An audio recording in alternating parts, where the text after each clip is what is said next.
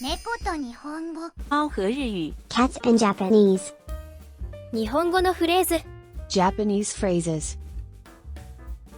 語学の勉強。 Learning language. この番組ではたくさんのフレーズを紹介します。カジュアルな話し方である普通体と礼儀正しい話し方である丁寧体のフレーズの両方を取り上げます。ぜひ覚えましょう。チャンネル登録もお願いします。 To write kanji. 漢字を書く、漢字を書きます。 To write sentence. 文を書く、文を書きます。 To read katakana.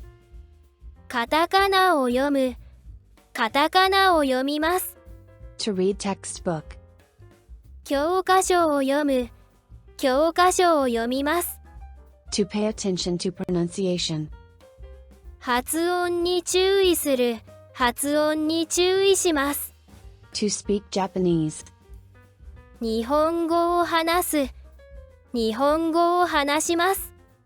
To speak with native speaker. ネイティブと話す、ネイティブと話します。 To speak the native language. 母国語を話す、母国語を話します。 To ask a question in Japanese. 日本語で質問をする、日本語で質問をします。 To answer questions in English. 英語で質問に答える、英語で質問に答えます。 To practice conversation. 会話を練習する、会話を練習します。 To do Japanese listening exercises. 日本語のリスニングをする、日本語のリスニングをします。 To listen to the Chinese language. 中国語を聞く、中国語を聞きます。 To watch Japanese drama. 日本のドラマを見る、日本のドラマを見ます。 To watch Japanese animation. 日本のアニメを見る、日本のアニメを見ます。 To learn hiragana from your teacher. 先生にひらがなを習う、先生にひらがなを習います。 To study Japanese language. 日本語を勉強する、日本語を勉強します。 To study grammar. 文法を勉強する、文法を勉強します。 To do homework.